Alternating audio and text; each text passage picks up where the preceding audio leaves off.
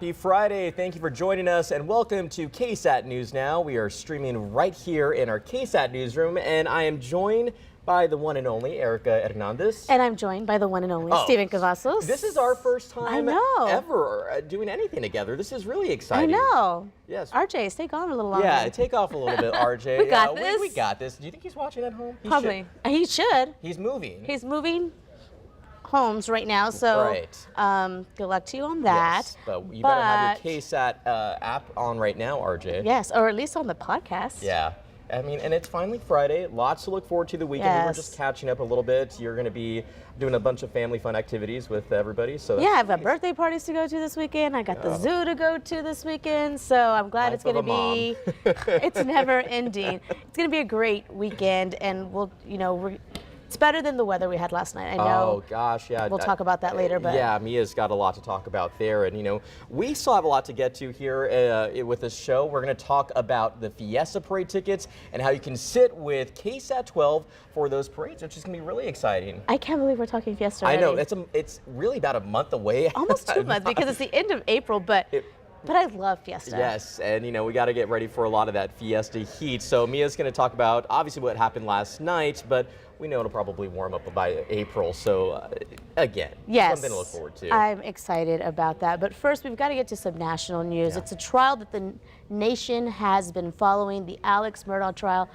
case. And yesterday, a jury found him guilty of the murder of his wife and son. Yeah, and today, before sentencing, Judge Clifton Newman asked Murdaugh if he had anything he wanted to say before sentencing, and Murdaugh doubled down that he was innocent.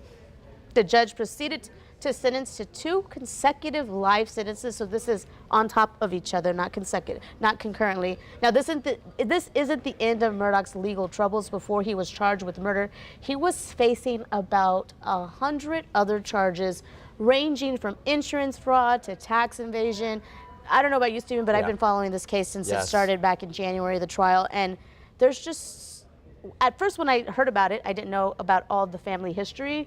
There is a lot going on with Alex Murdaugh himself and his entire family. Right, and we had talked a little bit about the Netflix documentary that came out just last month, and really just how it painted the family and the connections that went way back to Mallory Beach, which I think a lot of folks may recall that terrible boat crash that happened out in 2019, I believe. So yeah, and that was a boat his son was driving and was apparently allegedly drunk when this accident happened, was facing charges with that when his son was killed. Yeah. And there's also a lot. I don't know if y'all saw, we had the sentencing live when it happened, and that judge did not hold back. Right. I think a lot of us were pretty much really kind of just astonished to hear some of the things that Judge Newman, his response to Murdaugh's proclamation that he was innocent. And I wanted to read this verbatim because it really struck me when he was proclaiming his innocence. Judge Newman, quote, said, "And it might not have been you.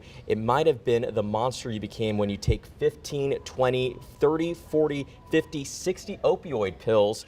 Maybe you became another person," end quote. And again, those words were very stern, and I think that a lot of us were, I was a bit surprised to hear how stern he was with Murdaugh, but again, that sentencing. I've seen a lot of sentencings, and I've heard a lot of judges kind of talk to these defendants before they do sentence them, but I don't think I've ever seen one so straightforward. And it was almost like he was trying to give him an opportunity to admit guilt. Right. And when he didn't, he was like, okay.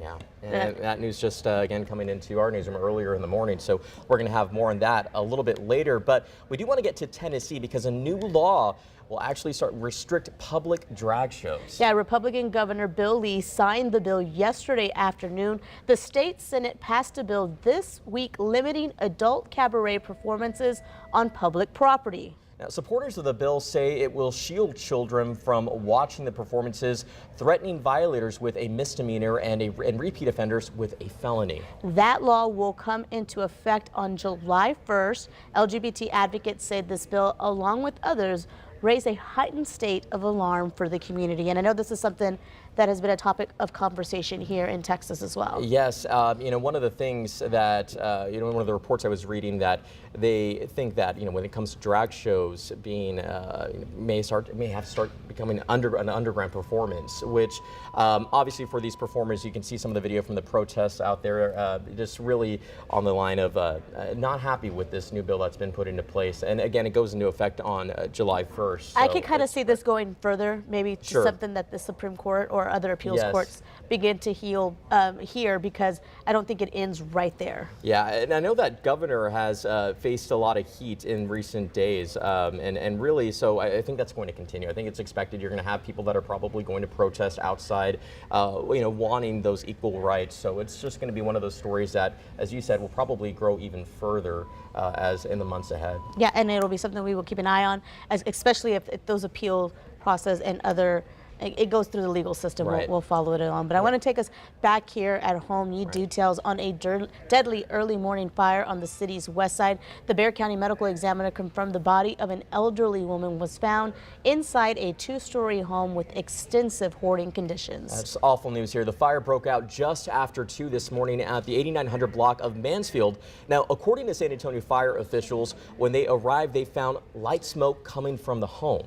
Yeah, crews forced their way inside, but they were faced with challenges due to the hoarding. Based on early observation, crews determined the fire had been smoldering for some time. The cause is still under investigation. Yeah, and that was Katrina Weber was following that story in the early hours of the morning, and you could see just some of that video, the amount of boxes that are there in the garage. Now, I'm not sure if that's one of the observations where they saw that this home was clearly had extensive hoarding, but the investigation took quite a while, or still underway, but the actual battle took them a while because of all the items that were inside of that house, which made it very difficult for them to combat those flames. Yeah, and I know Katrina has a report coming up at noon. I think she spoke to one of the neighbors, and so that you can look forward to that coming up at noon.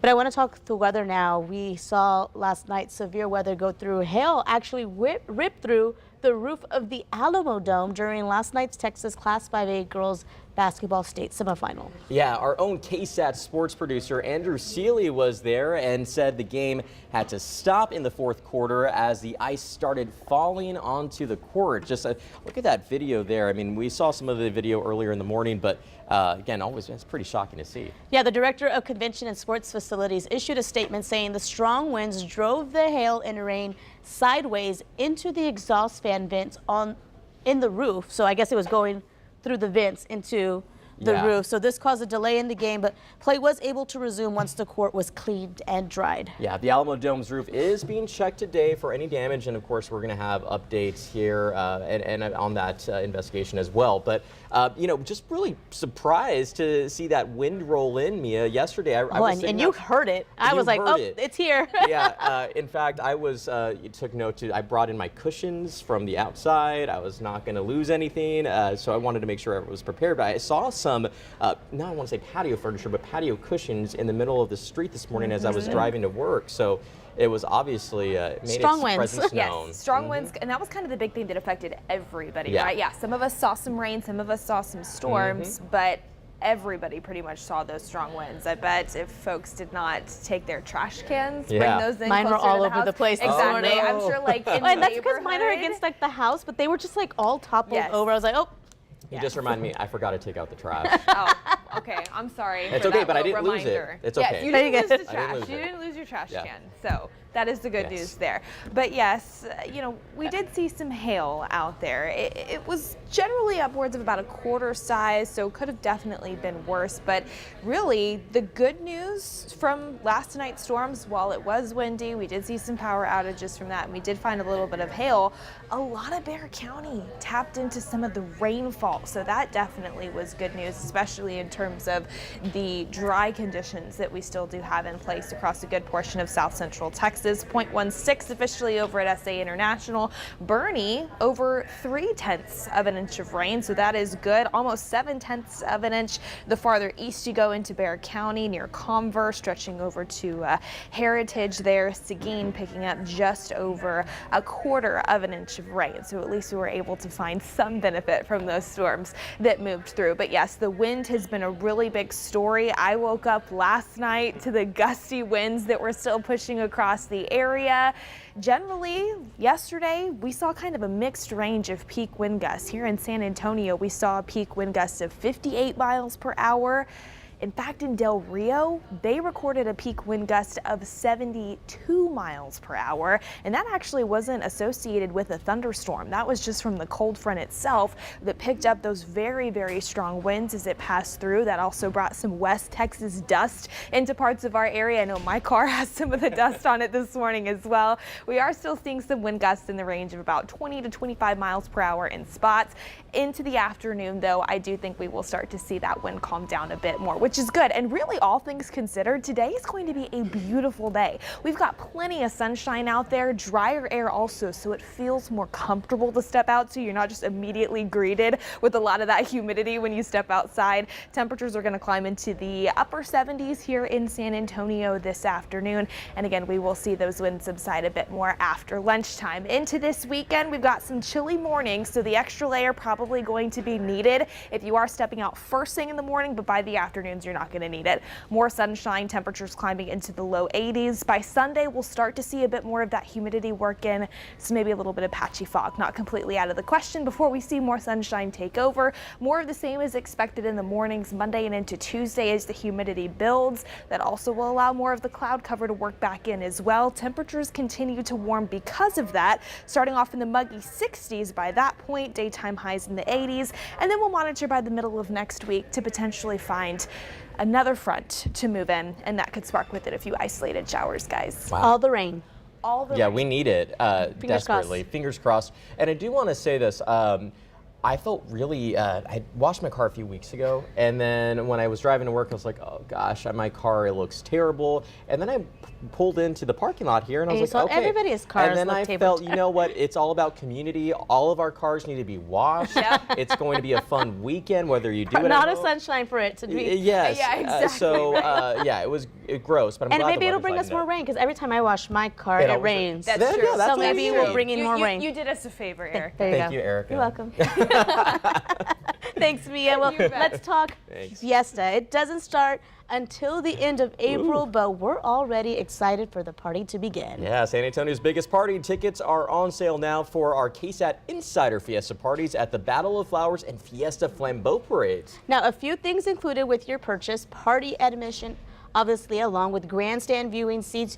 There will be wheelchair accommodations if needed, food and drink tickets, on-site restroom access, cash bar, and a chance to mingle with your neighbors and us, the KSAT crew. Yeah, and guess what? You'll also get to watch a live KSAT broadcast and the chance to be on TV. Now, you must be a KSAT insider Yes. to purchase. So go to KSAT.com right now, sign up, join us, and It's going to be purchase so those much tickets. fun. I loved it last year because, and this is just a fun little fact, and I don't know how fun it is, but a fact, when I started here at KSAT, it was in 2019, and everybody was talking about how Fiesta is KSAT's best event, Yep. one of our best events. I say all our events are fantastic, but I was really excited, and then COVID happened, and it was pushed back, it was delayed, and then So it was you really eventually did get a canceled. whole full- So last year was my first real Fiesta. Yay. And I was so excited to meet our fans and our viewers and just our community and just to be able to be out there. I mean, I'm going to be out there. It's the Yes. day after the